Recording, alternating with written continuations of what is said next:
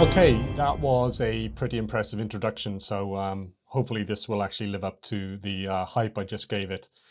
This is the UVNator. It's actually, well, it's most of the UVNator. There's another part of it down below there. I'm just showing you right now like this so we can actually see the main parts that it's made up of. I'm going to explain first the reason why you want to use a UV brighting system and you know, for retrobriting, and I'll also explain why I've done it this way. So in a recent video, we looked at an Amiga 1000. It came with an actual main computer in really good condition, actually. The plastics were looking great. Well, dirty and broken in a couple of places, but that should be remediable. And the keyboard, though, has definitely had quite a lot of yellowing. So I don't know if you can see that. That's actually close to natural color. And the keys are also a natural color, but the rest of the case is actually very yellowed.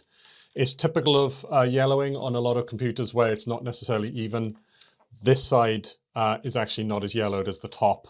The rear less so as well. And this side's actually pretty close to being the same as the top. So I have to assume that it was sitting like this with the light coming in from a window or whatever. So that's the need. What's the solution? Well, typically people are using two main methods, actually three methods. There's brightening things by putting them in the sun, which relies on the bleaching properties of the sun to remove the yellowing. That's problematic because you can't rely on the sun.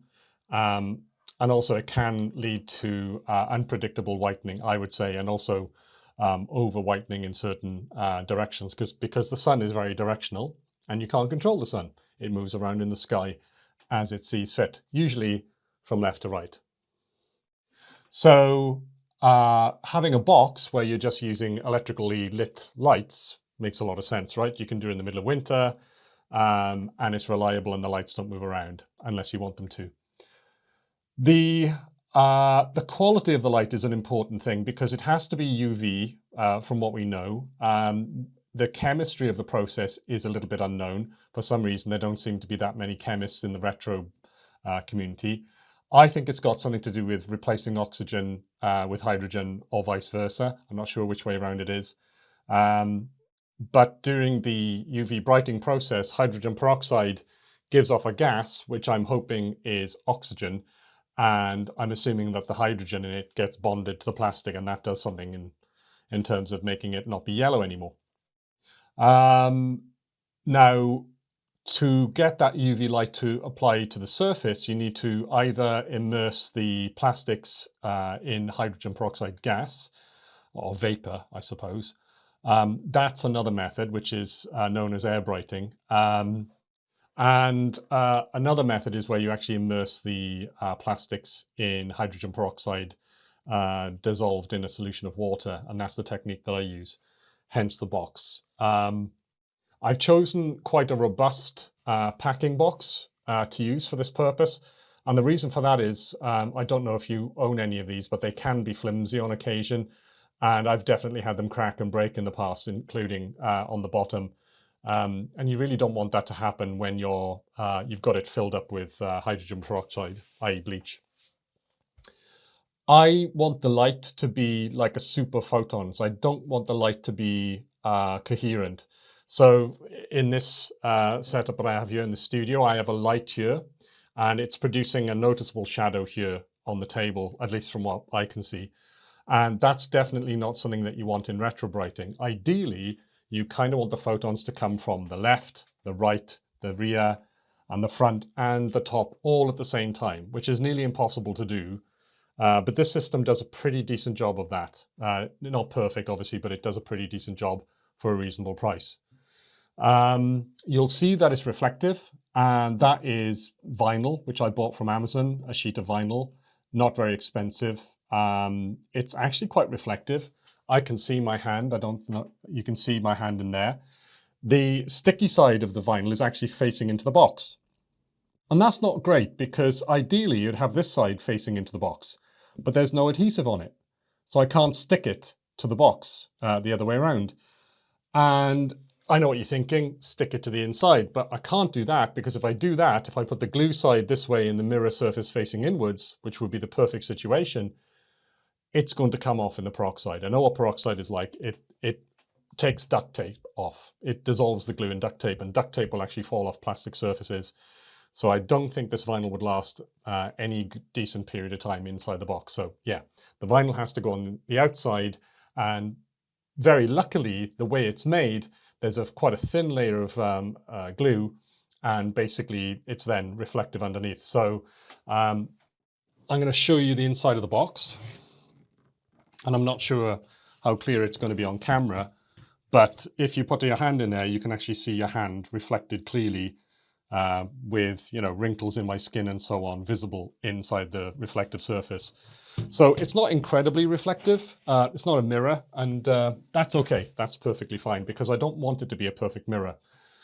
As I said, I want the light to be like a soup coming from all directions. So a little bit of lighting theory, because I used to work as a visual effects artist, and my job was actually as a lighting person. So in the world, we tend to have different types of light, and you can think of it as a spectrum, all the way from very directional light, and the most directional example I can give you is a laser, you know, where the photons are all basically pretty much parallel. Then you've got the light coming from the sun, which isn't quite as parallel. It is actually coming from a point source in space. Even though the sun is very huge, it still is a point in space. And the rays from the sun spread out, and then they hit the Earth, and obviously they go everywhere else in the solar system. But when they hit the Earth, they're pretty close to being parallel because of the distance from the sun and the size of the sun and so on and so forth. So yeah, that's an almost directional, a completely directional light source. And then at the other end of the spectrum, you have, you know, like in studio lighting, you have those light boxes with diffusers, and you also have, for instance, clouds on a cloudy day. That produces very, very diffuse lighting. And diffuse lighting is easily identified because when you look for shadows, you don't really see shadows. They are there, but they're so diffuse that you don't really see them. You don't have hard lines where shadows are being cast. Those shadow lines are exactly what we don't want when we're doing retrobriting, because what we don't want is we don't want the light to shine on the plastic and then to cast a shadow on another part of the plastic. And this does a pretty good job of not doing that. So I'll show you the second part of it. So far we've got a packing box, a ribbed packing box, which makes it really nice and strong. It's got these plastic buttresses.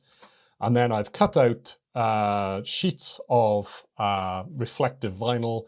That's the most difficult part because you have to fit it in between the buttresses.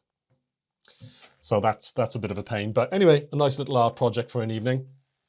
And then the second part is this piece of plywood. I know, very high tech, right? Inside the plywood, we have, let's just take these lights out of the way for a second. We have, you guessed it, more reflective vinyl. So if you can imagine, the light is going to come in through these two holes at the top. The photons are going to go into the box. They're going to hit the bottom of the box and the sides of the box, and then they're going to bounce back up. They're going to hit the ceiling of the box, and unless they hit the light itself, they're going to go straight back down again. They're going to reflect off the ceiling and hit the sides and so on and so forth. So you get quite a nice soup of photons. To help with that, I'm using LED UV lights. And these lights produce light in a very point-like way. And unlike the sun, which then hits us in a kind of pretty much a parallel manner, the light from these shines out in all directions. And that gives us very incoherent lighting, which is exactly what we want. What do I mean by that? Well, basically, the light shines out like this, it shines out like this, and it shines down, and everything in between. Those photons are going to hit the side of the box. Those photons are going to hit directly on top of the plastic. And the other photons are going to hit the front and back and so on, and they're going to bounce. So a lot of the light is actually going to go here, bounce off the floor, hit the side of the box. So that's why it's so important to have the reflective material inside the box reflecting the light. It stops the light escaping. And at the beginning of this video, you saw the box and how much light escaped. I actually exaggerated that. I overexposed it. In reality, very little light actually gets out of the box. It's actually leaking through these buttresses. Pretty much all of the light stays inside the box and bounces around and does what it's meant to do. These fit on top of the box into arrangements of nails, which I've nailed into the lid here at angles of 45 degrees. And the reason for that is you can quite easily position the light perfectly like this. And it's actually quite stable. So you can see that I'm trying to move it around and it's not moving. Why did I do that? Well, I didn't want the light falling into the box. It's got water in there and this has got electricity. That would be very bad. So I always am very careful when I put this on, and I want to make sure that once I put it on, it can't move left or right. It's not going to be hit by myself or somebody else and fall into the box and cause an electrical problem. The same system is used for nails facing downwards. Again, I've got 45-degree angle nails pointing this way, so you can put this on top and it actually keeps it stable on top of the box.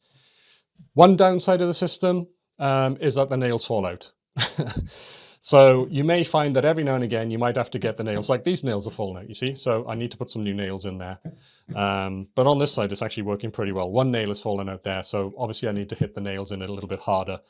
That would be the answer, I suppose. I haven't been brutal enough with the nails. I need to hit them in a little bit harder.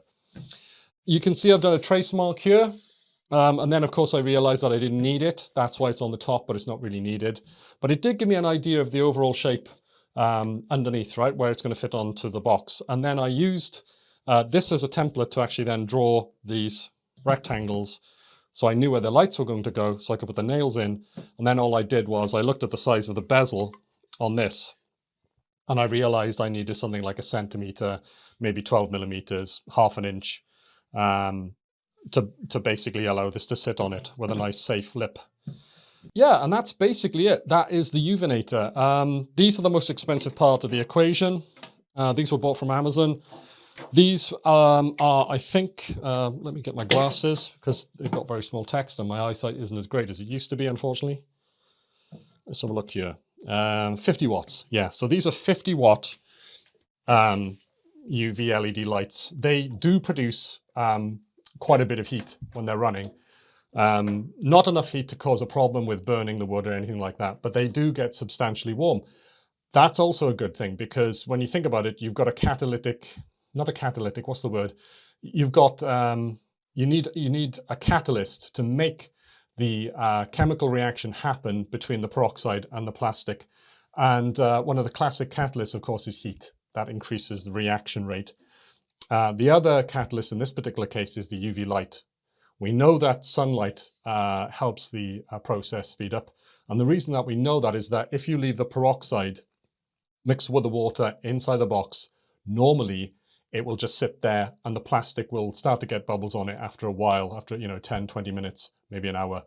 If you turn the UV light on, you almost immediately start to see bubbles forming. And that, I think, is an indicator that the process is happening, that the chemical reaction is happening. So that's the basics of the box.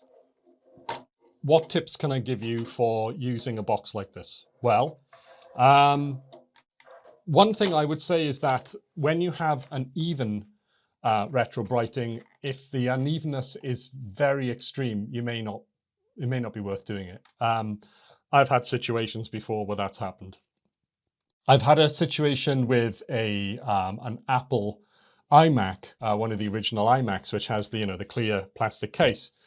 Bizarrely, that actually yellows, and the clear plastic on this particular case has gone yellow on top, and it has a kind of little ginger hair style thing going on. It doesn't look very good at all. Not that there's anything wrong with ginger hair. And I've done so much retrobriting on that case, and my God, it doesn't work. It just does not work. I mean, I've literally had it immersed in this for days on end, and it just didn't work. It didn't retrobrite it. So I've given up on that. That's a lost cause. Probably the best thing I can do is look out for another iMac, same generation, broken, completely broken, and maybe then go and pick that up and replace that part. If you do have very directional yellowing, I would recommend that you shield the parts of the plastic which are not yellowed. And the reason for that is you don't want to retrobrite the plastic when it isn't actually yellowed, because it will lighten and you can actually bleach it so much that it goes beyond the original color of the plastic. Instead of it going back to being this nice mushroomy beige, it will actually go white. And what you will see in some circumstances is where there are plastic pieces inside the case to give it strength, those buttresses that they put into plastic to give it some strength, they do something weird with the retrobriting process, and you'll actually sometimes see them appearing almost like a photographic process on the outside case, and that looks really bad, so you don't want to do that. I'd recommend that you generally under retrobrite things. Don't retrobrite it until you think it looks good. Go a little bit less. If it takes days to retrobrite something, or even generally I check things after half a day or a day, and I just keep tabs on it. I lift up the light and have a look inside. Sometimes I take the lid off completely, take the plastic out, let it drip dry, take it to the sink, wash it, get rid of all of the peroxide residue, because you don't want that dripping in your kitchen and possibly bleaching surfaces. Once you've got it completely clean of all the peroxide, then you can let the plastic dry, inspect it, and have a sort of sanity check and make sure that it hasn't already gone too far. And generally you get an eye for it, and you know how long you need to retrobrite something for, and you might think to yourself, well, okay, it needs another half a day. I've made mistakes in the past where I thought it needed another day, and it didn't. It needed another half a day, and I actually overbrightened something. If you're very careful, I have an Amiga 4000, which is a bit of a treasure of mine, a bit of a holy grail machine actually like this. I never owned an A1000 back in the day, but I did own an A4000. So I made a bit of a major journey, which I'll talk about in another video, to get that A4000, and it had terribly bad directional yellowing on it. No yellowing on the side here, very yellow here, quite yellow on the front, not so much on the top. What I actually did in that case, if you excuse the pun, was I actually put tape on the sides which were not yellowed. I put tape on the side that was yellowed, but only a little bit. And what I did was I yellowed the sides proportionately until they all started to get to the same level of yellowing.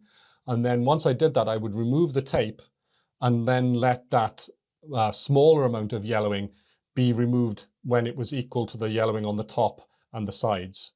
And I actually put the front of the Amiga 4000 face down actually for an entire day, just to retrobrite the side, because the side of the case was actually the most yellow part. I had one side taped and the other side taped, and I let these both retrobrite, and I think I had three sides taped, let it brighten for a bit. When this got reasonable, I took the tape off this side. When that got reasonable as well, similar to what these were, I then took the tape off them. And on one side, I don't think I ever took the tape off because it wasn't yellowed at all. And once I was happy that the sides were getting pretty close to the way the front looked, I put it face up and I let it actually then retrobrite facing upwards, and kept an eye on it, made sure that the front didn't get too much light. And I find with this system, it actually works pretty well. The sides get almost as much UV light as the top does. Almost. I'm sure the top gets more, right? Because the lights are shining directly down. But those LEDs, they're so omnidirectional that I think most of the photons go sideways, sideways, and some down. It just produces a super photons, as I said. So yeah, that's the UVNator, and those are some tips on how I go about retrobriting. It's always a little bit scary how you do it. Try and underdo it if you can, because you can always go back and UV bright something a little bit more at another date. I find that once you've overbrighted something, it's usually basically damaged and you can't get it back to being, you know, beige anymore. So yeah, I would definitely recommend that you don't overbrighten things. Be careful, obviously, with the peroxide. I actually wear my reading glasses when I'm working with peroxide, and the reason for that is that if there's any splash, it's not going to go in my eyes. You might want to go a step further and actually wear, you know, proper safety goggles. That might be a good idea. Obviously, you need to be very careful because you've got electrics in close proximity to water. You need to make sure that you know that these lights are not going to fall in. This is actually, despite the fact that it's so cheap and, you know, lightly made, it actually works really well. These nails do keep it stable. This lid is not going to fall off. It's not going to fall in the box. And these lights are not going to move around and fall in the box either. Never had a problem with it. But obviously your mileage may vary. Be careful. Yeah, you know, it's a pretty cool system. I would recommend giving it a go. And definitely, if you do give it a go, or if you've got a better system, please, you know, make some comments in this video. And I'd love to see what you think about it and, you know, what you've actually done yourself as well. I hope you liked this video. And if you did like this video, please click on the like button. Obviously, YouTube's not going to tell anybody about this video unless people like it. And if you do like it, then please subscribe to the channel as well, because hopefully we'll produce more videos in the future that you like. And as an extra step, if you could be so kind, if you do like this video, please recommend it to your friends who might like retro material as well, because I really want to grow the channel and produce more videos like this, and hopefully in the future, better ones. So yeah, hope you enjoyed yourself, and I'll see you in the next video.